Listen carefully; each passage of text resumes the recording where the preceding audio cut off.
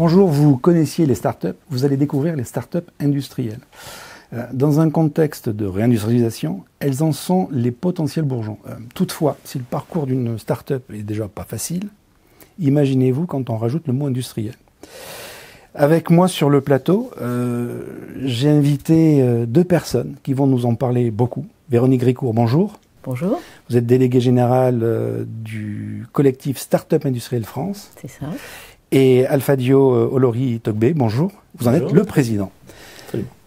Tout d'abord, bienvenue sur le plateau d'AMTV. Merci de nous accueillir. Première question, présentez-vous. Véronique Gricourt, donc déléguée générale du collectif Startup Industrielle. J'ai une expérience dans différents domaines, le conseil, la création d'entreprises, le développement économique. Et en gros, le fil rouge de tout ça, c'est industrie, territoire, mise en relation entre différents acteurs permettant de développer le tissu industriel. Et donc Alfadio Olori, j'ai moi-même un parcours de plus d'une vingtaine d'années dans le financement d'actifs industriels. Et depuis une petite dizaine d'années déjà quand même dans le développement d'une start-up industrielle, qui est un nouveau service qui a pour vocation de remplacer l'usage de la lessive et de la machine à laver par un service basé sur un outil industriel. Et donc un parcours personnel qui m'a permis de voir à peu près toutes les facettes de ce que peut vivre un entrepreneur et une start-up industrielle dans son parcours vers l'existence et vers la normalisation, j'ai envie de dire, parce qu'on a vocation, une entreprise, une start-up a vocation à devenir une entreprise normale un jour. Et donc ça m'a donné un petit peu cette vision qui fait que lorsque j'ai accepté de prendre la suite d'Éléonore Blondeau à la présidence du collectif, je l'ai fait pour faire en sorte que d'autres ne passent pas par les affres que j'ai pu connaître. Je pourrais peut-être détailler tout à l'heure.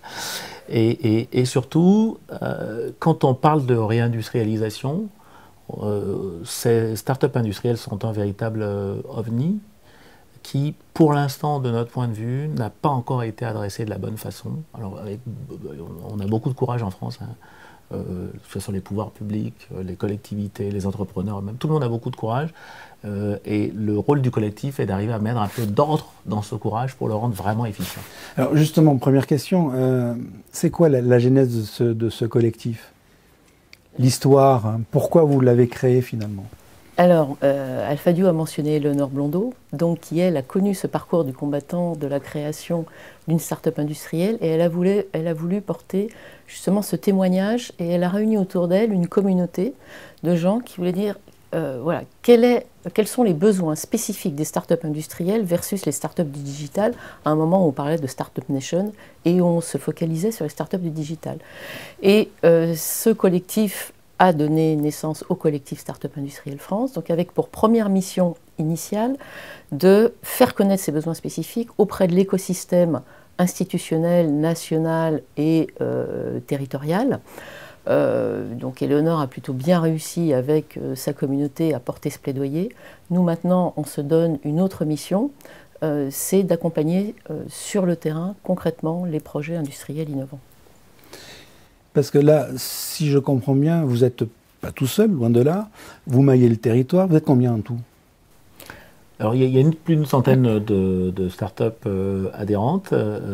Et c'est un chiffre qui devrait aller en augmentant parce qu'on ouvre en réalité la notion de ce collectif aux PME, aux TPE, PME et ETI innovantes industrielles. Pourquoi ? Parce qu'on s'est rendu compte que finalement ces entreprises, quelle que soit leur dimension, rencontrent les mêmes problématiques en matière de maturation et de développement de l'innovation industrielle.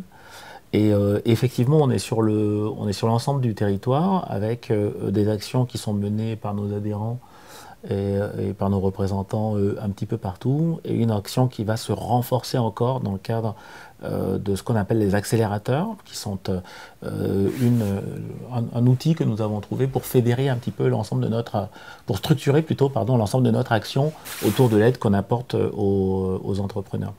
Et pour compléter ce que disait Véronique, on a, au-delà du manifeste initial qui a été celui qui a été porté par Éléonore Blondeau. Il a fallu à un moment donné structurer notre action. Et c'est là que Véronique entre en scène avec un travail extraordinaire. Et que moi-même, en tant que président, à tous les deux, on est un peu le relais, la courroie vers le développement de l'activité. Alors, vous produisez aussi quelque chose qui est assez cocasse. C'est-à-dire qu'on parle beaucoup d'observateurs de plein de choses, et puis vous avez votre observatoire aussi. Alors, quelques mots dessus. Quelques mots. Cet observatoire, en fait, ou baromètre, bon, on utilisera des mots, une sémantique différente selon les angles, mais en gros, l'objectif, c'était d'abord d'identifier un certain nombre de start-up industrielles selon un certain nombre de critères qu'on a définis. On les identifie à la main. Et ensuite, il y a une intelligence artificielle de Motherbase, qui va nous permettre de suivre ces start-up industrielles dans le temps sur leur santé, combien d'emplois elles ont créés, combien de levées de fonds elles ont menées, où elles sont bien sûr, est-ce qu'elles ont déménagé, en gros leur évolution dans le temps, et tout ça est mis à jour chaque mois. Et ça c'est un outil qui intéresse beaucoup donc aujourd'hui on a plus de 1700, enfin à peu près 1700 start-up industrielles concernées. C'est un outil qui intéresse beaucoup les collectivités, les services de l'État, parce que ça leur permet de compléter leurs fichiers à eux. Et surtout, c'est un outil dynamique, alors que leur fichier, bien sûr, il est mis à jour par leurs services, etc. Mais là, on a une analyse vraiment en fois mensuelle, en temps réel. Donc, ça intéresse beaucoup les collectivités, les services de l'État, pour aller compléter leurs données, pour aller sourcer aussi de nouveaux projets qu'ils n'auraient pas forcément identifiés. Et donc voilà, on l'a déployé déjà dans un certain nombre de territoires. Et ça va être aussi un outil intéressant pour aller sourcer les accélérateurs dont on va parler un petit peu plus, enfin les candidats aux accélérateurs dont on va parler un peu plus précisément. C'est vrai que la prochaine étape pour Motherbase, c'est effectivement de traquer l'innovation au sens plus général du terme, puisque les startups industrielles sont de gros objets de communication, c'est des entreprises qui communiquent beaucoup. Mais les entreprises innovantes industrielles, et on trouve de l'innovation dans des TPE, dans des PME, dans des ETI industrielles, et ces entreprises communiquent beaucoup moins. Alors parce que la culture n'est pas la même, et donc du coup c'est un peu plus difficile avec les outils conventionnels de traquer ces entreprises, pouvoir les identifier, les poser sur la carte comme entreprises industrielles innovantes.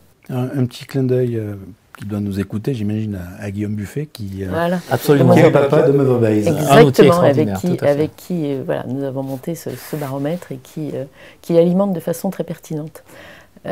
Et aujourd'hui, ce qui nous a permis aussi de mettre en avant un certain nombre d'éléments, aujourd'hui, les créateurs d'emplois industriels sur le territoire, ce n'est pas les grands groupes, c'est les start-up industrielles, qui ont créé aujourd'hui plus de 2/3 des emplois et dans les territoires. Donc ça nous permet d'identifier quels sont comment les start-up industrielles participent à l'activité industrielle et surtout à la réindustrialisation. Oui, tout à fait. C'est un point hyper important que vient de souligner Véronique, parce que si on regarde bien un petit peu la cartographie, et c'est en lien d'ailleurs avec les événements qu'on est en train de vivre en ce moment, à savoir qu'aujourd'hui, sur les 30 dernières années, clairement, la création de valeur s'est regroupée dans les grands centres urbains, qui sont les grands gagnants de la mondialisation et de la digitalisation d'une manière générale, et de tout ce qui suit, c'est la laptop génération, le télétravail, etc. Donc qui sont autant de bénéfices qui sont très positifs, mais qui ont concerné uniquement une génération de gens qui sont majoritairement centrés dans les cœurs de ville. Ce qui veut dire que les territoires ont été les grands perdants de cette affaire.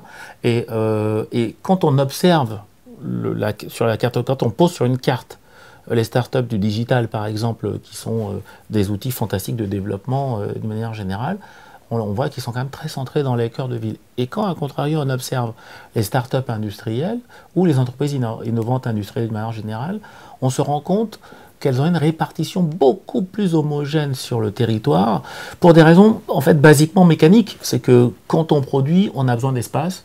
Cœur de ville, les mètres carrés sont chers. Plus on s'éloigne, plus on va en périphérie, plus ils deviennent abordables. Donc, c'est des entreprises qui ont une tendance naturelle à se déplacer, même quand elles sont nées en cœur de ville, d'idées en cœur de ville, à se déplacer vers les territoires. Et les offres des territoires, elles sont plus sensibles aux offres d'attractivité qui sont élaborées par les territoires. Donc j'ai envie de dire que ce sont d'excellents outils qui vont permettre dans la période à venir de ramener de la valeur dans les territoires et de changer la dynamique du déclassement. Et donc de cette façon de ramener de la création de valeur et de réhomogénéiser un petit peu l'ensemble du pays, quoi. Si vous aviez un portrait chinois à faire ce qu'on appelle aujourd'hui le néo-industriel, je sais qu'Olivier Luancy, d'ailleurs dans une précédente émission, en a parlé, quel serait-il ? Il n'est pas forcément jeune. Même si on a beaucoup de jeunes, j'ai eu le bonheur d'intervenir il y a quelques jours, il me semble que c'était, j'ai peur de dire une bêtise, mais enfin en tout cas, avec de jeunes étudiants d'une vingtaine d'années et qui étaient une cinquantaine dans la pièce et tous à parler de sujets industriels. Et moi je trouve ça absolument génial. Et ce que je leur ai dit, c'est que forcément, je veux dire, ils feront pas tous SpaceX ou Tesla. En revanche, ils gagneront leur vie peut-être en fabriquant des vis qu'aujourd'hui on ne fabrique plus ici. Et ce que je veux dire, c'est que d'une manière globale, il y a un mouvement vers la réindustrialisation du côté des jeunes, mais aujourd'hui, globalement, c'est un mouvement qui est quand même porté par des gens qui ont un peu plus d'expérience, parce que faire une start-up industrielle, c'est compliqué. Ça nécessite de naviguer dans un environnement qui est excessivement compliqué. L'accès aux capitaux est compliqué, il y a beaucoup d'autres données qui rentrent en jeu, du foncier, du politique, il y a plein de sujets qui font que, assez naturellement, c'est des gens qui ont un petit peu d'expérience, un petit peu de bouteille, entre guillemets, qui sont ces entrepreneurs. Première chose. Deuxième chose, c'est qu'on trouve beaucoup d'ingénieurs, ce qui est à la fois une force et un handicap. C'est une force parce que ça a démontré une forte capacité à innover. C'est un handicap parce que les conséquences de l'innovation, c'est-à-dire comment est-ce qu'on industrialise et de façon circulaire cette innovation, font assez peu souvent partie des preuves de concept. L'industrialisation de l'innovation, la commercialisation de l'innovation, c'est-à-dire comment est-ce qu'on construit des routes d'accès au marché. Donc comment est-ce qu'on identifie les marchés d'abord et quelle route on prend pour accéder à ces marchés. Ça fait aussi assez rarement partie d'époque. Or, ce sont deux notions qui sont totalement consubstantielles de la survie et que, par exemple, les boîtes du digital, qui elles, par contre, dans lesquelles les entrepreneurs sont relativement jeunes, ont naturellement intégré au POC. Aujourd'hui, il n'y a pas une boîte du digital qui, dans son POC, n'a pas tout ce qui est études de marché, segmentation, route d'accès au marché, etc. Les boîtes industrielles, en général, on trouve des gens qui ont une idée absolument géniale, dont instinctivement on devine qu'il y a un marché et qu'il y a une perspective, mais en revanche, il n'y a pas la preuve de ça. Et comment on va le fabriquer, il n'y a pas la preuve de ça non plus. Donc voilà. C'est une catégorie du chef d'entreprise tout de suite. Alors justement, pour faire prospérer cet écosystème, vous le défendez comment ? Alors d'abord, un ancrage territorial. L'écosystème, il faut qu'il intègre les territoires, c'est-à-dire les collectivités, leurs agences de développement, les services de l'État, les partenaires privés, enfin les groupes qui ont souvent un attachement, les groupes ou les ETI qui ont souvent un ancrage territorial fort et qui sont attachés à ce territoire pour des raisons soit familiales, soit d'histoire, soit de nécessité de marché et de production. Et puis les acteurs comme nous qui sommes là pour essayer de développer justement par exemple les accélérateurs et faire en sorte de réunir tout le monde autour de ce type de projet. Et il faut des outils pour accompagner les acteurs de l'écosystème à renforcer ces modèles dont parlait Alphadio, sur les briques dont parlait Alphadio. C'est-à-dire il faut vraiment des outils, accélérateurs, nous c'est ce que l'on propose, des outils pour accompagner, formater et sécuriser. Alors justement, ces accélérateurs aujourd'hui, déjà c'est quoi exactement ? Alors, c'est une excellente question. L'accélérateur en réalité, c'est un peu l'équivalent de l'executive education pour les chefs d'entreprise. Alors, il faut savoir que ce qui paraît évident, c'est que la réindustrialisation en France, ça va être aussi le grand retour des ETI. des ETI industriels. Et ça, c'est des objets qui ont disparu du territoire. Si je prends mon exemple personnel, moi je crée des installations de blanchisserie industrielle pour les particuliers, et nos fournisseurs sont tous allemands ou italiens. C'est-à-dire que ces PME françaises qui font entre 50 et 500 millions d'euros de chiffre d'affaires à fabriquer de l'outil de production industrielle ou de l'objet industriel de manière générale, elles ont disparu du territoire. Vous n'avez plus de fournisseurs. Et donc la réindustrialisation en France, c'est le retour de ces objets-là et de tout l'écosystème qui va autour. Alors comment est-ce que nous, on s'implique dedans et quel est le rôle de l'accélérateur? Le rôle de l'accélérateur, c'est vraiment de faire en sorte que les 3 points clés du développement d'une entreprise, de la TPE vers la PME, de la PME vers le TI, c'est-à-dire le savoir-faire en termes de fabrication, le savoir-faire en termes de route d'accès au marché et le savoir-faire en termes de route d'accès au capital, parce que ce sont 3 éléments qui sont indissociables de la croissance, et la croissance au bon sens du terme. Faire en sorte de placer les entreprises sur une trajectoire qui va les amener à reconstituer les savoir-faire sur ces 3 aspects clés. Donc le rôle de l'accélérateur, c'est pas de faire le job à lui tout seul, mais c'est de replacer la perspective des chefs d'entreprise et des dirigeants qui sont admis dans l'accélérateur, pouvoir leur permettre de démarrer leur propre trajectoire sur ces bases-là. Donc nous, on n'a pas de critères, il n'y a pas de critères d'admission. Le seul critère d'admission, c'est la volonté du chef d'entreprise, qui se manifeste par le paiement d'un reste à charge qui est somme toute relativement modeste, et parce qu'il représente à peine 20% du coût total de l'accélérateur. Et le reste est pris en charge par les pouvoirs publics d'une part au travers de subventions, et souvent les territoires sont les acteurs organisent un petit peu cette partie financement, pour leurs propres bénéfices, puisque les territoires ont besoin de cette réindustrialisation, et par des partenaires privés qui viennent, pour X raisons qui leur sont propres, abonder et aider à la mise en place de l'accélérateur, pour certaines raisons parfois très simples. Je vais prendre l'exemple d'un grand industriel, je ne vais pas forcément citer de nom, mais un gros industriel qui aujourd'hui est intéressé par l'innovation. Aujourd'hui, il a une contrainte forte, c'est qu'en tant qu'acheteur puissant, il va se retrouver confronté à une PME ou une start-up qui, elle, en revanche, est relativement fragile.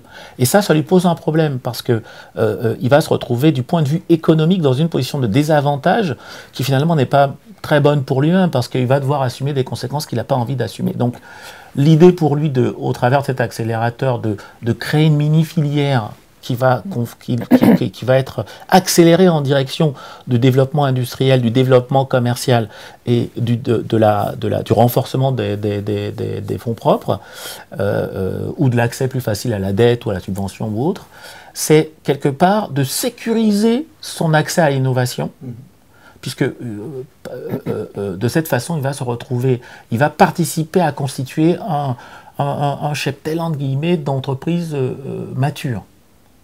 Donc, l'ensemble de ces acteurs, pouvoirs publics, grandes entreprises, entrepreneurs eux-mêmes, ensemble dans le cadre des accélérateurs, est selon nous un vrai moyen de pouvoir recréer sur les territoires ces entreprises industrielles qui, je le rappelle et je le redis, ont quasiment totalement disparu sur les 30 dernières années.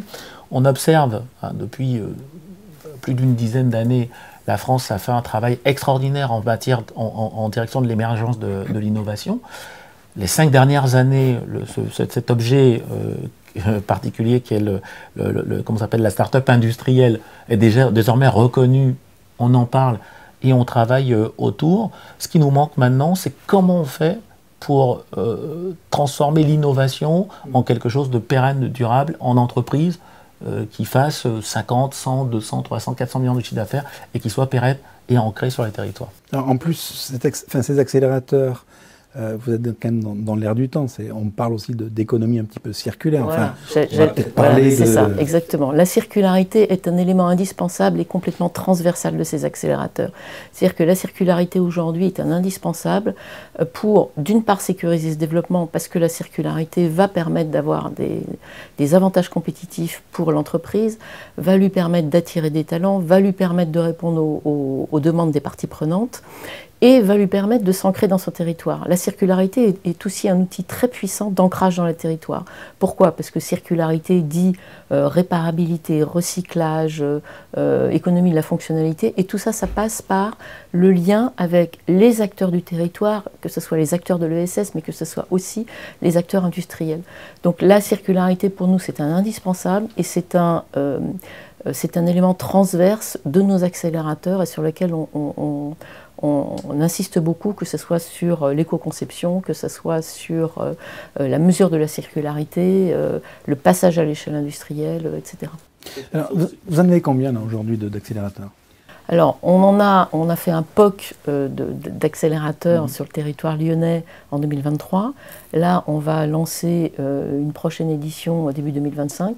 L'objectif, c'est d'en avoir 10 qui démarrent en 2025.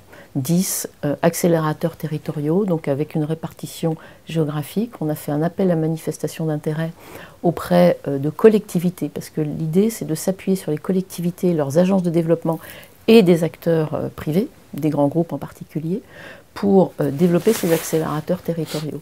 Donc on a fait un appel à manifestation d'intérêt auprès de collectivités et d'agences et de groupes. On a un retour vraiment... des retours très intéressés, parce que tout le monde comprend bien que ça peut être un accélérateur de réindustrialisation, mais surtout, comme le disait Alphadio, un tremplin pour accéder, d'une part, pour les grands groupes, à des programmes d'open innovation ou de renforcement de maturation, et ça peut être aussi un accès à des financements publics, parce que l'idée, c'est de sécuriser les projets et de les emmener vers des financements publics. Oui, c'est vrai que les chiffres concernant des programmes comme France 2030 ou autres montrent que aujourd'hui 80% de ces fonds vont plutôt en direction de grandes entreprises, et seulement 20% de ces fonds en direction de start-up, de PME ou de TI. Ce qui montre bien en réalité, ce sont ces petites entreprises, petites et moyennes entreprises, qui candidatent peu finalement. Elles candidatent assez peu. Et elles candidatent assez peu. Pourquoi? Parce qu'aujourd'hui, pour la plupart de ces dirigeants, la candidature à ce type de programme d'aide est vue comme un risque considérable de perte de temps. Et les ressources dont ils disposent ne peuvent pas être utilisées de cette façon-là. Donc, une des idées et un des objectifs de ces programmes d'accélérateur, c'est de faire en sorte que ces entreprises arrivent avec des chances bien plus élevées de pouvoir concourir et de façon avec succès à des programmes d'aide ou des programmes d'accompagnement, et que le fait d'être accompagné par les territoires dans leur candidature soit un vecteur additionnel de succès pour eux. Alors vous avez des exemples de premiers candidats qui sont partis au feu? Comment ça se passe? On a un exemple, par exemple, Bad Connect, pardon, Bad Connect en Occitanie, qui a suivi la première promotion et qui aujourd'hui a levé pas mal de fonds, est entré dans l'accélérateur Néo de BPI, Néo Startup Industriel. Donc on voit qu'on a un complément, enfin une suite logique de parcours. Nous, on vient après l'incubation, mais on vient avant les programmes de maturation plutôt spécifiques. On est entre les deux, on est vraiment un tremplin. C'était l'outil qui manquait. Voilà. Vous avez un observatoire, vous avez des outils pour finalement favoriser vos adhérents et les accélérer. Vous prenez aujourd'hui une place dans l'écosystème. Quelle est aussi votre vision de cette réindustrialisation française? Est-ce qu'on va y arriver? Et de quoi finalement vous auriez le plus besoin si on devait donner un trio de têtes? Alors, on va y arriver si on s'en donne les moyens. On va y arriver si on arrive à jouer collectif. On va y arriver si les projets viennent des territoires et sont bottom-up et non pas définis par le haut. Et on va y arriver si aussi on a quand même une politique, en tout cas des axes de politique industrielle clairs, sur nous des créneaux qui nous intéressent particulièrement, comme par exemple l'économie circulaire. Aujourd'hui, on manque de feuilles de route claires et de champions pour promouvoir l'économie circulaire au niveau des politiques publiques, des réglementations, etc. Voilà ma propre vision. C'est vrai qu'il y a beaucoup de choses qui vont avoir une importance dans la période qui vient. Je pense que la première phase de cette réindustrialisation, celle dont on sent qu'elle est en train de se terminer, c'était une phase dans laquelle il fallait de façon organisée et centrale déterminer quels moyens on allait allouer, quels moyens on allait mettre en place pour pouvoir réussir cette réindustrialisation. Maintenant, il y a une deuxième phase qui est une phase plus opérative dans laquelle les acteurs de terrain doivent jouer un rôle décisif et on arrive dans cette phase-là. Et donc, c'est la raison pour laquelle nous, en tant qu'association dédiée au développement de nos membres et des startups et des entreprises industrielles innovantes de manière générale, pas uniquement les startups, on a cette vocation d'aider à l'organisation de l'action de terrain. Et clairement, pour nous, la réussite de la réindustrialisation dans la période qui vient, elle passera forcément par là. D'autres choses vont entrer en compte, le maintien des moyens. Il y a une discussion qui vient d'avoir lieu assez intense sur le budget notamment et sur la programmation de loi de finances avec le maintien ou non des dispositifs JEI, etc. Et tout ça, c'est des discussions importantes qui doivent avoir lieu, mais il faut comprendre que les moyens qui ont été mis en place à l'origine, c'est pas eux qui sont en cause. Donc ça, il ne faut pas dire tel dispositif n'est pas efficace, donc on l'abandonne. Non, tel dispositif n'est pas suffisamment efficace, donc on le réorganise. On réorganise la façon dont il est mis en œuvre et on fait en sorte qu'il soit plus efficace, parce qu'il n'y a rien de plus dangereux que de renoncer à notre effort précisément au moment où des deux autres côtés du monde qui aujourd'hui sont nos compétiteurs, c'est-à-dire les États-Unis et la Chine, au contraire, on se prépare à redoubler de moyens pour pouvoir réussir la phase qui vient, qui va être une phase de compétition intense entre les trois mondes. Donc réindustrialiser l'Europe, réindustrialiser la France, c'est indispensable. On n'est pas qu'une nation, une région de consommateurs, ou en tout cas, si on ne devient qu'une région, on va vite avoir un certain nombre de problèmes qu'on n'a pas besoin de décrire ici. On a besoin de recommencer à produire. Et pour réussir à produire, on a mis en place les moyens. Maintenant, ce qu'il nous faut, c'est mettre en place l'organisation qui va le réussir, quoi. Et justement, il y a une écoute attentive ou encore un peu détachée? On a une écoute attentive des pouvoirs publics, effectivement, qui sont à la recherche de solutions très concrètes pour mettre en place, par exemple, un plan Start-up industriel 2. Donc que ce soit la DGE, que ce soit BPI, on a une écoute attentive effectivement, en disant voilà, on cherche des solutions concrètes, on a bien compris qu'il fallait qu'il y ait des propositions venant des territoires, ça y est, c'est entendu, et c'est quand même assez nouveau, c'est très bien. Maintenant, voilà, comment on fait ? Et donc là, on propose des solutions concrètes. Justement, sur les territoires, certains sont-ils encore un peu trop à la traîne ou ils sont homogènes? Il y a des différences, on va dire, organiques du fait de l'histoire, des moyens alloués, des tailles, des groupes qui y sont présents, etc. Donc non, il n'y a pas d'homogénéité. La volonté est homogène. L'envie d'y aller est homogène, ça on le sent, et il y a eu vraiment une évolution, en tout cas moi je le remarque pour avoir beaucoup travaillé avec les territoires, il y a une volonté d'y aller, il y a une appétence par exemple pour ces nouveaux sujets qui finalement sont anciens comme l'économie circulaire, il y a une volonté d'aller réindustrialiser, mais un manque de moyens et d'outils. Nous on le voit très bien avec les agences et les collectivités avec lesquelles on discute, on dit oui, on est prêt à aller mettre en place ces accélérateurs. Maintenant, il nous faut y aller, il faut discuter, il faut mettre en place. Et On est encore un peu dans l'attente de aidez-nous de là-haut, donnez-nous des moyens, mais on sent qu'il y a aussi cette volonté de dire bon, allons-y, mettons-nous autour de la table et travaillons. Donc là, on en est au moment où les mentalités commencent à évoluer. À évoluer, ce qui n'est pas la chose la plus, qui n'était pas la chose la plus simple à faire finalement. Oui, c'est pas quelque chose qui se tire, c'est quelque chose qui se pousse.